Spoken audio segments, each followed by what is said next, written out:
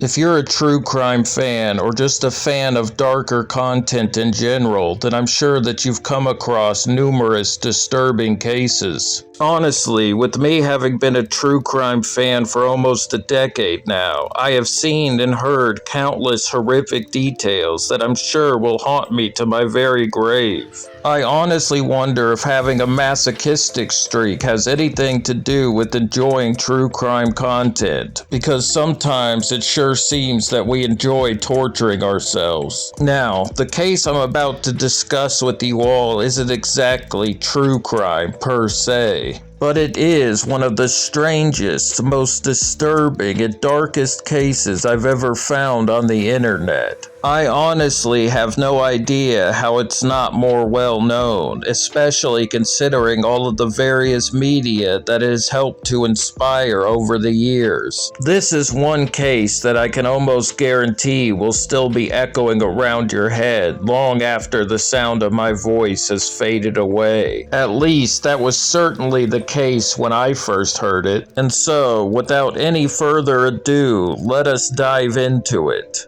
Now, just a couple quick notes before we begin. Once again, I will be utilizing current missing people's posters for the visuals of this video. So, if anyone has any knowledge concerning these cases, please contact the details provided. And lastly, this story is 100% true and does contain very disturbing details, so viewer discretion is advised. 3, 2, 1! Solitude. Only a few people know what this word really means. Astronauts aboard a space station, researchers in Antarctica, prisoners in solitary confinement, and, at least in the early 1800s, lighthouse keepers. Before automation, lighthouse keepers were stuck in the middle of the sea on tiny little islands of desolate rock, sometimes for months on end, with little to no contact with the outside world. Similar to prisoners trapped in their cells, lighthouse keepers were stuck on tiny little windswept islands of barren rock in the middle of the ocean. These men were entirely at the mercy of outside forces, completely dependent upon them if they should ever have need of rescue. Oftentimes, the water surrounding the islands was so deep and so cold that it made simply swimming away from them nigh but impossible. The keepers themselves were paid reasonably well for this work, but adequate compensation simply did not negate the negative psychological and traumatic effects of the job. There are many extremely isolated lighthouses placed throughout the various oceans and Great Lakes of the world. A strong contender for the most isolated, however, is Small's Lighthouse, located off the coast of Pembrokeshire, Wales. Except for one other lighthouse that can be found in the midst of Lake Superior, Small's Lighthouse is the one that is farthest from people anywhere on Earth. In fact, over 30 kilometers separate it from the nearest inhabited area. And the conditions upon this tiny island can become absolutely inhospitable, with the waters sometimes enveloping the entirety of the land, leaving only the lighthouse itself rising up from the murky depths. It is so isolated, in fact, that from the very top you can see nothing but icy water surrounding you for leagues in every direction. And even the structure of the lighthouse itself isn't necessarily guaranteed to be a reprieve from the harsh conditions. In only mild waves, the island can become completely submerged, with the worst of the storms bringing with them walls of water that are incomprehensibly gigantic. As a matter of fact, in the year 1831, the island was hit by a storm so severe that the waves grew large enough to crash into the floor of the structure. The force of that wave was so great that it sent the floor crashing into the ceiling above it, instantly killing one lighthouse keeper. But that is a tale for another day, my friends. Right now, we're focused on an even stranger and somehow more ghastly event. And the results of this incident would change the rules of lighthouse keeping forevermore. Construction of the original Smalls Lighthouse was completed in the year 1776. It was a gigantic, octangular structure resting upon 8 large oaken pillars. But alas, even this would prove to not be sturdy enough, and so one more additional support was added to the center. On the rocks below it, a large tank was placed, which would hold both hot and cold water. The lowest level was divided and sectioned off into rooms for storage, as well as living quarters for the keepers themselves. The uppermost level contained the light and reflectors, which could consume over 1,000 gallons of oil a year. This light was so bright that it could be seen by passing vessels up to 33 kilometers away. It's sort of ironic that something so dark could happen in a place designed to bring light to the world. Just something to think about.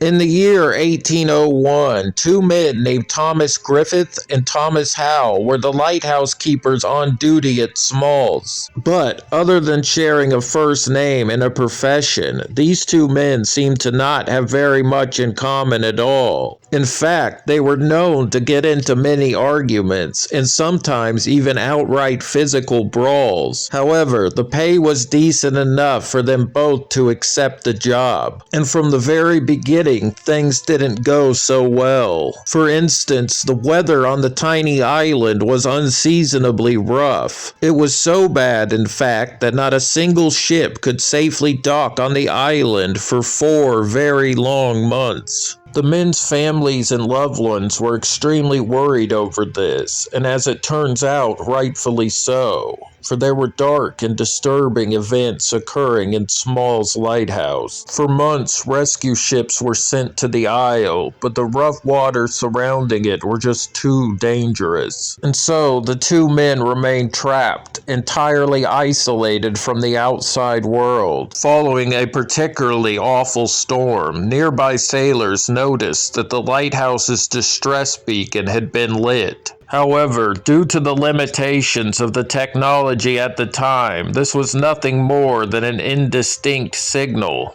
And thus, the nearby sailors had no way of knowing what exactly went wrong on the island, but only that something had. Again and again, they attempted to breach the isle, and again they failed miserably. This must have been incredibly frustrating for everyone involved. Week after week, ships would get close to the island, only to be forced to turn back by the severity of the water's condition. And almost every sailor that drew near reported back the same thing, that they'd spotted the hazy, indistinct figure of a man standing on the gallery, occasionally appearing to wave at them as they passed by. However, all was not as it seemed.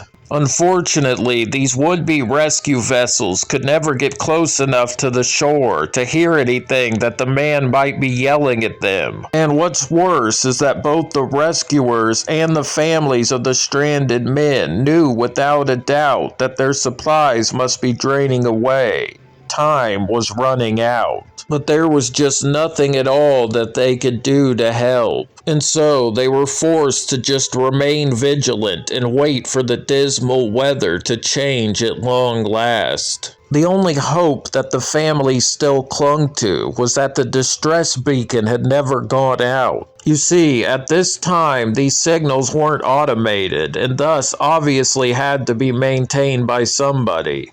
Someone up in that tower was still alive, but reaching them was proving most difficult. If that light had extinguished, so too would the last hopes of everyone involved. Can you even imagine having no idea whatsoever what could have befallen your loved one for 4 excruciatingly long months? Everyone involved in this situation was extremely worried about what they just might find when they finally reached the island. but the reality of the situation was far more disturbing and horrific than they could have ever imagined. Trust me, folks, this is the stuff that nightmares are made of. But finally, at long last, gentler weather arrived, and with it, calmer seas. After 4 grueling months, a rescue ship finally managed to dock on the island. And finally, the truth of the situation was revealed. You see, not long after the 2 men were first dropped off at the lighthouse, Thomas Griffith became very ill. Very ill indeed.